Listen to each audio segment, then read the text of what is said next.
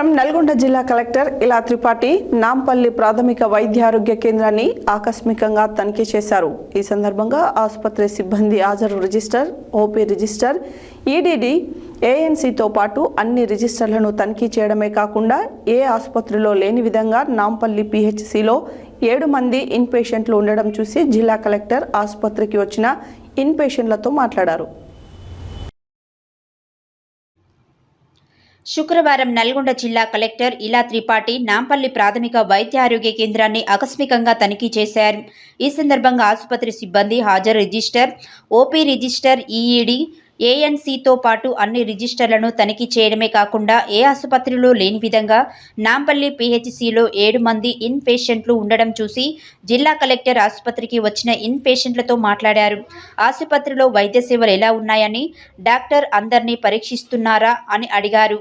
Doctor Bhavani madam మంచి వైద్య సేవలు అందిస్తున్నారని, అందువల్ల తాము నాగర్ కర్నూలు నుండి హైదరాబాద్ నుండి వచ్చామని 2 పేషెంట్లు కలెక్టర్కు తెలిపారు. కాగా శుక్రవారం జిల్లా కలెక్టర్ హెచ్సిని సందర్శించే సమయానికి 73 మంది ఓపీ పేషెంట్లు వైద్య సేవలు పొందడం పట్ల జిల్లా కలెక్టర్ డాక్టర్ భవానీని అభినందించారు.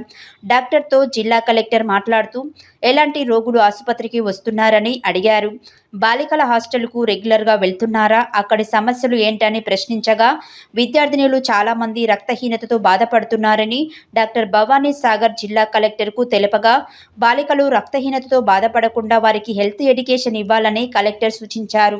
ఆసుపత్రి పరిధిలో ఇప్పటి వరకు జరిగిన శిశు మరణాల సంఖ్యను అడిగగా గత సంవత్సరం డిసెంబర్ వరకు 6 కేసులు నమోదు కాగా అనంతరం ఈ 3 నెలల్లో ఎలాంటి శిశు మరణాలు లేవని డాక్టర్ తెలిపారు.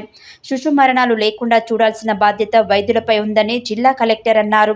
గర్భిణీ మహిళలు పౌష్టికాహారం తీసుకునేలా అవగాహన కల్పించాలని, రక్తహీనత లేకుండా మంచి ఆహారం తీసుకోవాలని సూచించారు.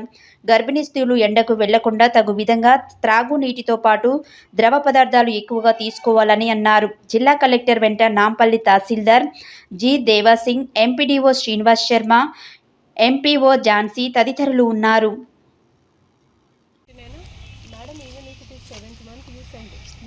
You tell me and then you send it and then we will take it.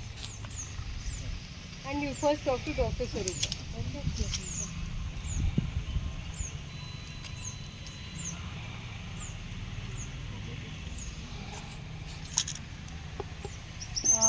Next, madam, you have infertility case.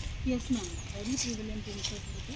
But in that, in my region lo nenu chusindi aithe majority very common cause is infection ma'am, which is preventable actually. UTI. No ma'am, cervical infection. Cervical. Yes. PID వచ్చినప్పుడు ఏమవుతుందంటే ఆ case simple 2 weeks of course. How many people do you have tell me and చాలా మంది infertility cases అయితే ఉన్నారు ma'am. ఇది ma'am primary infertility, primary నేను ఇక్కడ ఒక ఇన్ఫర్టిలిటీ చూసాను. అది